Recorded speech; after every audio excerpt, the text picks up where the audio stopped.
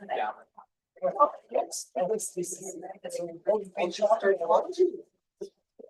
my gosh. Good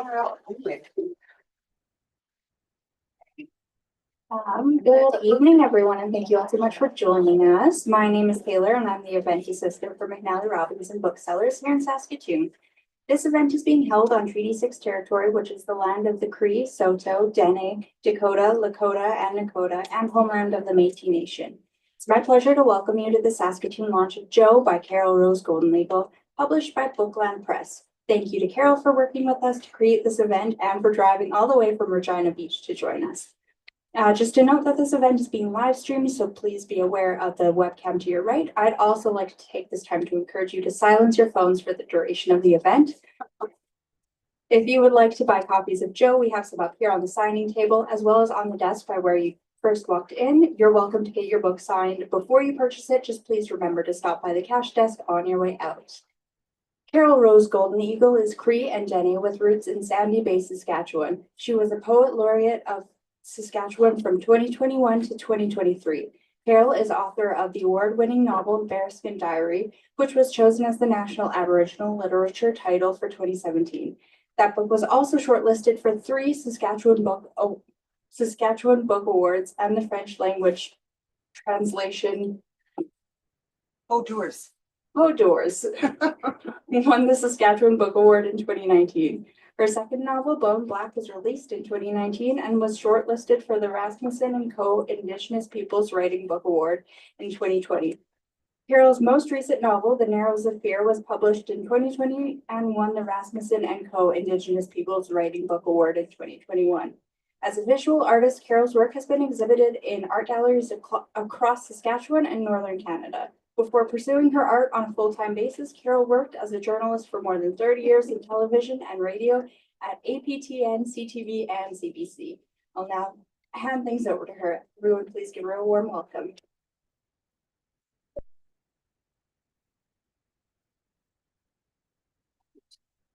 My sister is here, so I'm going to say Tanse Nitsi Kasun Osawa Mikasuskwe. I hope I said it properly. My name is Carol Rose GoldenEagle, and I'm so happy to be here. Thank you, Taylor, and thank you everybody for coming. This is so great. So what I'm going to do is, you read things I've done. I actually did those things. But one thing I haven't done, and I'm really looking forward to it, my friend Jay is here, and Joe might get on Canada Reads this year. So if it does, my friend Jay is going to be the champion. So let's put some good energy here and there. And there we go. So yes, Joe is a vampire. I live in Regina Beach. Joe lives probably about 10 blocks away from where I live, which is why I'm hesitant to walk on the streets at night. And what happened though with the writing of Joe, I shouldn't say most, all of my adult fiction is pretty dark. It's very historically steeped in the mistreatment of Indigenous people in Canada. And I had to write those things because they're just so painful and so wrong for so many people. So I needed to do that, but I wanted to also try expanding what I write, storylines that I write as an author. And I've always had a fascination with vampires. I don't know why. But anyway, so one of the main reasons I wrote Joe is because somebody was foolish enough to say to me, women don't write horror. And I thought, yeah, we do. We write everything. We do everything because we're women and we're awesome. So that's one of the main reasons that I wanted to write Joe. But in terms of what is it about? Yeah, he's a vampire, but what I really think the book is about is it's a book about regret and celebration, because Joe was a terrible alcoholic before he died. And when I say before he died, before he was turned into a vampire. And yeah, so because he was on the verge of dying as a result of his abuse of alcohol that he was turned into a vampire, and it was the only time he'd been lucid in years. And so as a vampire, now that he was no longer drunk all the time, he was embracing life for the first time in a really long time and saying to himself, oh, I wish I had, because day after day after day after day, after he'd consumed, I don't know how many things of vodka or, cases of beer or whatever, he'd always say, oh, I'll quit drinking tomorrow. And then he never did. And then the next day he'd say, oh, I'll just quit drinking tomorrow. And he put himself on hold that way, which was tragic, really, because at his heart, he was a good guy, and he was one of those alcoholics, and we probably know many of them who they're really good people. And if it wasn't for their disease, you wouldn't even know that they were struggling with whatever. So Joe used alcohol to handle bad memories of childhood. I read so many books about books of fiction about how childhood drastically affects your adulthood, even though you don't necessarily set out to allow a dark part of your own past to take over and influence your future. It sometimes does. So that's what happened with Joe. And then once he became a vampire and he wasn't able to drink alcohol anymore, he still had the addiction in his head somehow. So he was still ingesting booze because he lives in Regina Beach, which is where I happen to live. And you write what you know. So I know that community and the land surrounding it, and I love where I live. So I also like to celebrate the land in everything that I write. But yeah, so Joe became a vampire, and then he started, well, when he started killing, he didn't start killing people. He started, okay, because I live in Regina Beach, there are a lot of tourists and visitors all summer. It's just packed and packed with people who don't live there. And so a lot of them are just partying. There's a lot of drunk people walking around. Not where I live, but in the main sort of business area. It's busy. Like if you ever went to New Orleans to the French Quarter, it's a much scaled down version, but it's busy. And so Joe, he will satisfy, at this point in his head, he'll satisfy a need for alcohol by sucking on people who are walking around drunk. And he has decided he's not going to kill them. So he decides, okay, now that I am afflicted with yet another disease, which is being dead, being a vampire, I'll try to make the most of it, which is a weird thing to say. So anyway, he meets Hazel. He's known this waitress who lives in town. He's known her a long time, and he's always been attracted to her. But as a drunkard, he was also really rude, thinking that he was being cool and suave, and she was a waitress. So if she was wearing a beautiful yellow dress, he'd say, oh, you look like a banana. Let me peel you out of that. Stupid stuff like that. That's how he acted as a drunk. Once he was turned into a vampire, he started to look at his life and realized, I have ruined so much and I've let so much go by. And so Hazel is a Cree woman, and she's much like my sisters and my nieces and nephews, and just knows a lot about what's important. And when I talk about that in the book, I talk about things Janice has taught me, talking about Grandma Cookham on the land and how she influenced you. That's in here. All of these beautiful stories. So my sister really wrote this book too. All of these beautiful stories of my family, which I never knew because I didn't grow up with my family as a result of the scoop up. So a lot of those beautiful stories are in there. And Hazel, she's this Cree woman who was taking care of her grandmother, who lived in Regina Beach and has sadly passed. But all of the teachings about just goodness and kindness and knowledge about the land and other traditions that we have are in here. And so Hazel starts teaching Joe, even though he's non-Indigenous. And so he embraces the Indigenous culture, and basically he wishes, but it's too late now because he's already gone. He wishes that he could have done things differently. And so after meeting Hazel, he decides he's going to change his life for the better. It sounds like a really odd sort of progression. I'm going to be alive and I'll just drink myself to silly to the point where I'm totally useless. And then once I become a vampire, I think I'll be a good, productive person. And so that's what Joe did. It's a really warped storyline. And I had such a great time writing it. So anyway, at the beginning, like I said, once he is turned into a vampire, he makes the decision he's not going to kill anyone, because I wouldn't want to kill anyone. So why would he? And but then, every now and then we will witness something that's really horrible in real life. And we sit back and we watch, because a lot of times it's none of our business, but Joe makes it his business. And I kind of like that. And so I'll read you a very short passage. Like I don't know why, but after Joe became a vampire, he attracted all sorts of animals. And in Regina Beach, we have a problem with feral cats. We have lots of them. And it seemed like after Joe was turned, all of the ferals went to his house.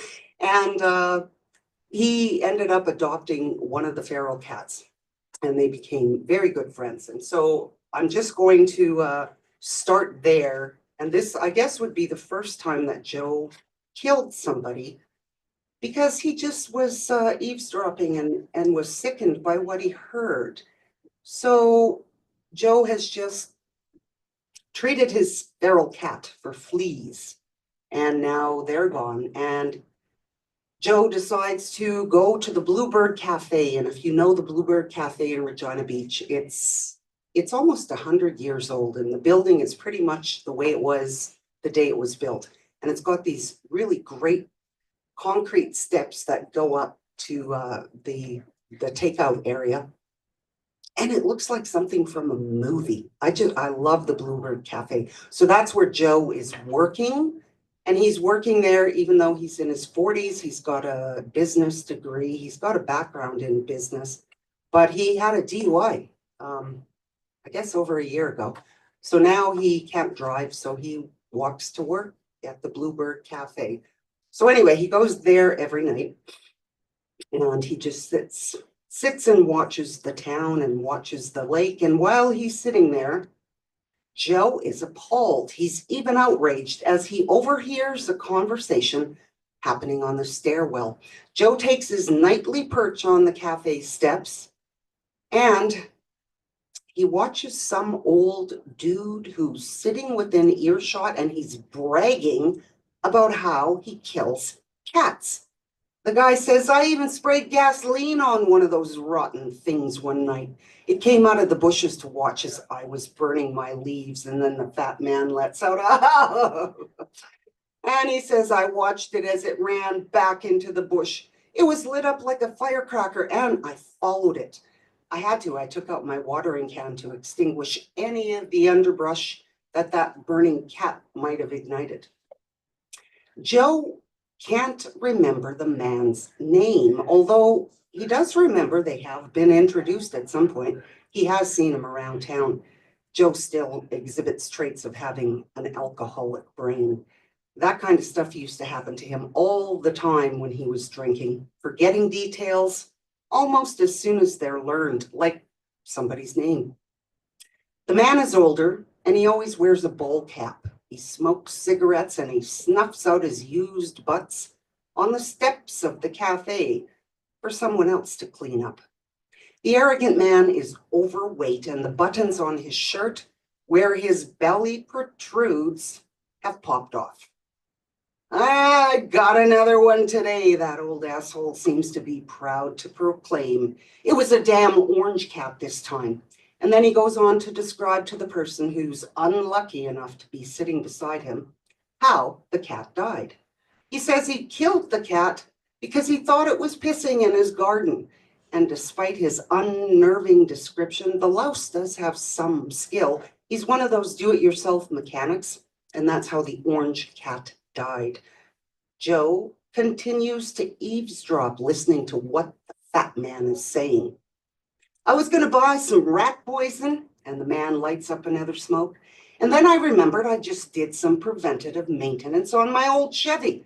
After popping the radiator cap and draining the reservoir, I realized the old antifreeze that I collected is still in the drain bucket in my garage. And then he sneers and he says I call it cat juice now because those stupid little bastards are dumb enough to drink it.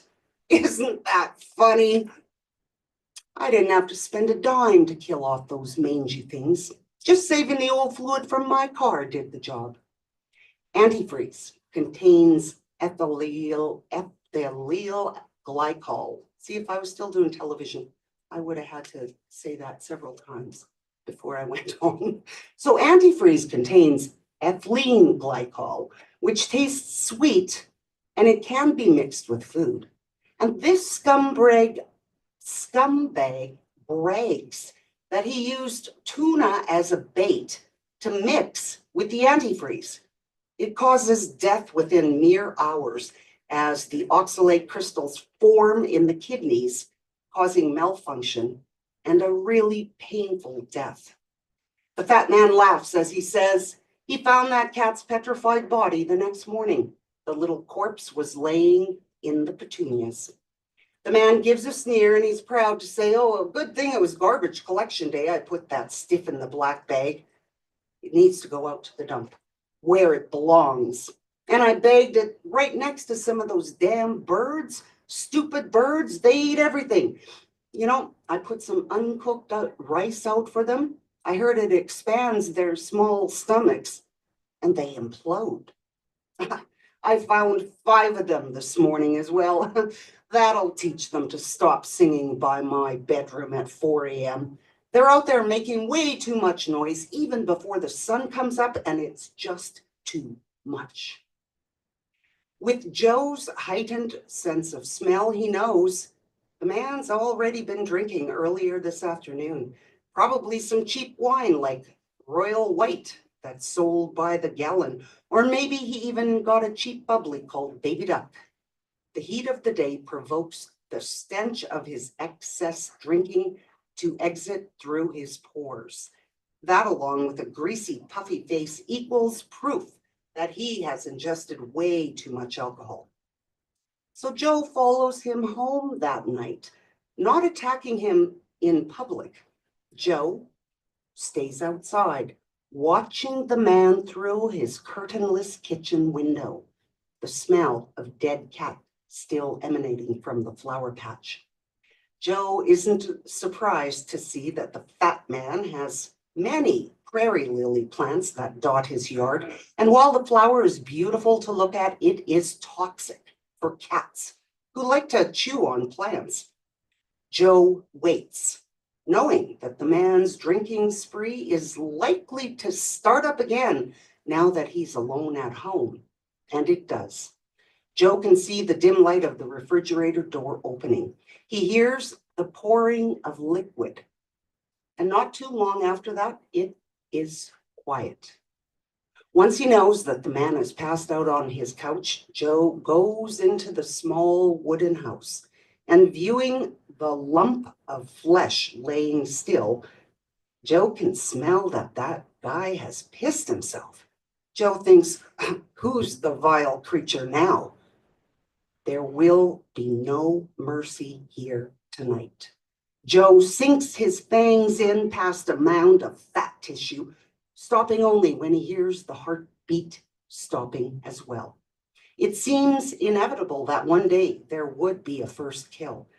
Joe feels no remorse with this one because killers need to be killed. Joe shouldn't be surprised that he wasn't able to keep his own promise of not killing, just feeding. That's what he told himself.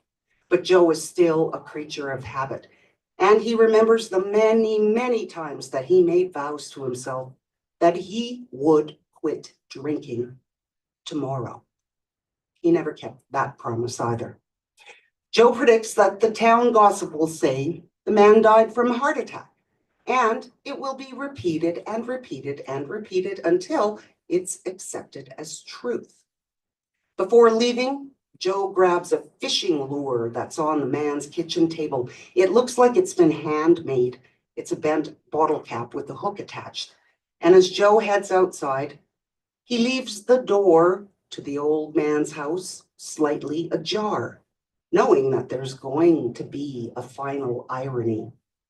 Once the body starts decomposing, the scent will attract the hungry ferals who will feed on the fat man's flesh. Payback. That's where I'll stop. So anyway, that's just one scene from Joe. Oh, I also have to tell you, I'm very proud. I designed the cover. Isn't that cool? I do stuff like that. Not the actual graphic work, but the idea. So there we go. That's my latest novel. And I really hope it does well. I think there's kind of an ebb and flow for interest in stories about monsters. Because I remember when I was a kid, I don't know how old I would have been, maybe 7. And I was not allowed to watch horror movies when they came on at night, black and white at that time. But I would watch them anyway, because there was this little wall by the stairs that went up and the TV was over there. So if I sat small enough, nobody would see me. So I did watch these movies when I was a kid. Maybe that's why I was interested in writing one. But anyway, I noticed that it was huge interest in vampires and werewolves. And then it went away. And then by the time I was a young youth, I like the word youth. So I might have been, I don't know, 13, 14, 15. And there again, there was an interest in vampires. And then interest went away. And then True Blood came out and Twilight came out. And then interest waned in learning more about vampires or werewolves. But I think the time is here again. So, so I thought, okay, I will get this this vampire story out on the market. So I'm really happy that I did. And we'll see where it goes from there and how people respond to it, because every novel is supposed to be a layer upon a layer upon a layer of stories and stories and stories that are somehow all connected. And I think I just love the puzzle piece of, putting all those together. And so now I'm going to be moving into different areas that will always have a strong Indigenous woman in the text of the storyline. But I think I'm not sure what I'm gonna do next, but it will have a strong Indigenous woman in it. That's all I know. So anyway, that is Joe. It just came out in the last few weeks. As I said, I really hope it gets on Canada Reads. So I just, energy. And that's about all I can tell you. I don't know if anyone wanted to ask anything. You don't have to, because, I've already told you all about this. Yes. How long from the inception, when you first came up with the idea to completion, how long did that kind of take you? Or was it over the course of a long period of time, or did you kind of just zoom in and kind of get it done relatively quickly? Or No, see, I got the idea probably 5, maybe 7 years ago. I got the initial idea, and then how I tend to layer my characters and scenarios stays in my head for, maybe 3, 4, 5 years. And then it starts coming out slowly. And then one day, I don't know what happens. And I write 24/7 until it's done. So how long did it take to physically write it? Probably a year. But how long did it take to create from the idea to having it in book form? Probably about 7. But I mean, you can write a novel in a year. But I think most writers, especially fiction writers, they probably think a lot before they put anything on paper or in their computer, because we don't use paper anymore. I do. I love the book and Thank you. Lee can tell you, I just kept talking about it for quite a while, actually. It really had an effect on me. It was really good. Really, really good. Well, I sure hope it gets picked up. It's been submitted to Canada Reads, and so we will find out before the end of the year whether it's one of the titles. And I think it should be, because again, it's a different sort of storyline. And I think it's an awesome book. Of course I do. Drove around and showed me, this is where Joe did this, and this is where Joe did this, and I'd love to see like a TikTok video or something of you talking about the book and showing us the landscape in the background. She should be my It's publicist. a how to take you around and video of the land and the lake and stuff. And Yeah. No, I do. I would love that, because everything you read in Joe exists as a place in Regina Beach or around Regina Beach. So if you became a huge Joe fan, you could go for a walk. You know how they do ghost tours at this time of year. You could do a Joe tour in Regina Beach at some point. Yeah, I should do that. I think I might. Thank you. You're always a person who has such great ideas, though. Beyond the story ideas, you're always encouraging other people to, oh, you should do this, you should do that. And so what's next then? Do you have? Well, okay, I told you I have to write a memoir, right? With a strong woman in it. No, but oh, well, thank you. No, but the thing is, I think I'm finally ready to write that, because I've been asked many times. And I always thought it was, I don't want to write about myself, right? But then I was thinking, well, this has more to do with, I heard an interview with Steve Martin today, and he said he wrote a song called A Letter to Life. And I think that's kind of how I'm going to handle my memoir, it is a letter to my life. And there are so many chapters. I want to be positive for the most part, but there were a lot of really dark things that happened. And, you know, I was saying just the other day, I don't know why, but I've been carrying other people's secrets around, and it's bothering me. It affects my sleep. I think I get bitchy when I shouldn't. I'm short when I shouldn't be, because something's bugging me, right? And what's bugging me is, yeah, I lost my virginity when I was 7. That shouldn't happen. That is, yep, that was my older brother. Not my biological brother, my foster brother. Because that putting a kid in a foster system that is not equipped is rotten. I was beaten, just lots of rotten things that have happened to me personally, and I don't tell anyone about them. And then the other night I was thinking, because I had too much coffee, remember, I should never have done that, so I couldn't sleep anyway. I was thinking, why am I hanging on to these secrets? I didn't do anything. I was just a kid. Or, you know, in my adult life, yeah, maybe I married you, but that doesn't mean that you're allowed to be physically abusive with me, you know? So I've been carrying around stuff like that, because I think I was embarrassed to say, yeah, I have had a lot of rotten things happen to me. I think a lot of people have. And what I would like is, I want anybody who's got stuff troubling them to find ways, like Joe did, except he found it too late. Find ways to deal with something that is really bothering you. And yeah, so I guess writing the memoir, it will be okay. So I'm ready to do that. I'm also ready to write a sequel to Joe, and I've got that in my head.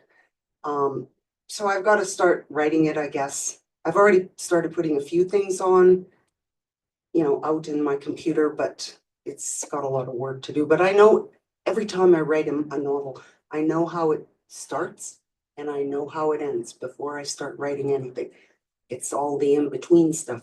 So I need to get out more often, because really everything you guys say generally ends up in a novel. No, I'm serious. People are fascinating. So a lot of times I get my ideas from just doing nothing but sitting back and watching how people treat each other, watching how they react to situations and stuff. People fascinate me. They always did, which is why I also loved being a journalist, for a long time before I started writing full time. But anyway, yeah. Oh, I know what I told you this one already. So in terms of carrying around secrets, when I worked up at CBC North, I used to anchor the news up there, as you know. And I would do a lot of speaking engagements. And I remember this one time, we were up in Inuvik, and we had gone out to the only place open, which was the Mad Trapper Bar. And it was late, but no one knew because it never gets dark in the summer, right? So it could have been 7 p.m. or 2 a.m. You didn't know. So anyway, we were at this, the bar, because it was the only place open. And everybody was having a great time because it was the Great Northern Arts Festival. There were artists in from all over Canada. And there was this one woman, she was just there.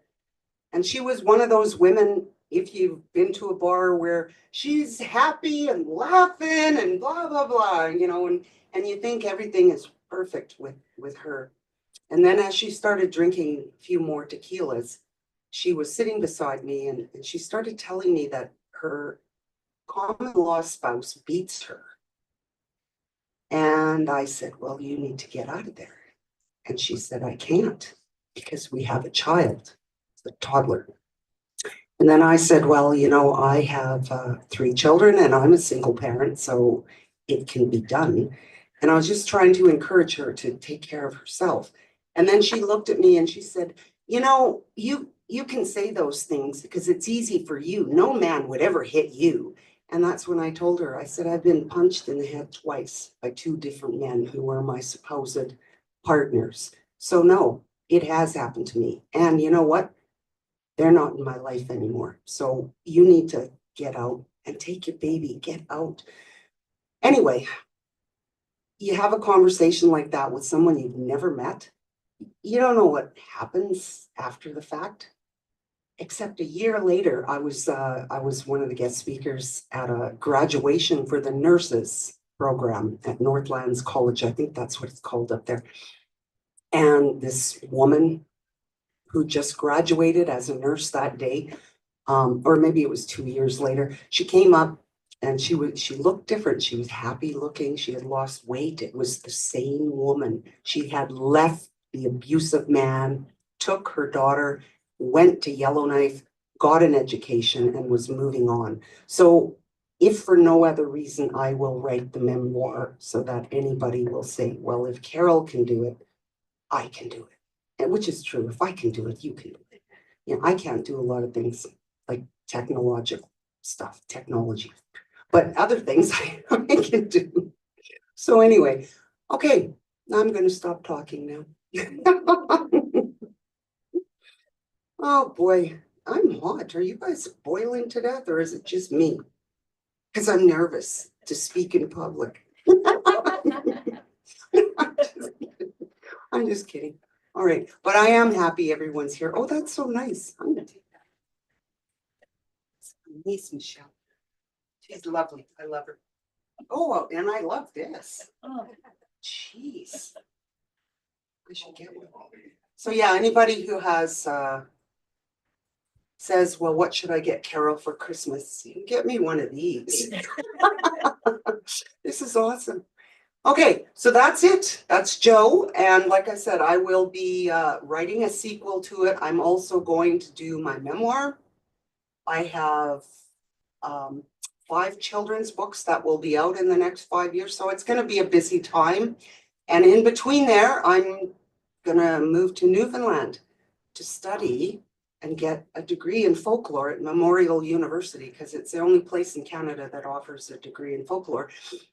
So, and then people will say, well, what are you going to do with a degree like that? Well, I'm a writer and it's ideas and creativity. I'm just going to ingest it and hopefully write some. One thing I'd love to do in my life is write something just really beautiful, kind of like Forrest Gump, that kind of beautiful story of just a regular person and how magical our lives really are. And somehow even the really rotten stuff, we find ways to get around it and to get through it. And it always has to do with love, right? And it always has to do with family. And those are stories, like even Joe has got all that stuff in there. So I want to write something really beautiful, and I'm just going to keep writing until it comes up. That's it. I'm going to sit down now. All right. We're good to go. You can get everything signed now. I don't know if they need Thank anything signed. Well, then you're gonna sign some for us. Okay, I will. Ooh, and yeah, thanks for coming, you guys. I'm so happy.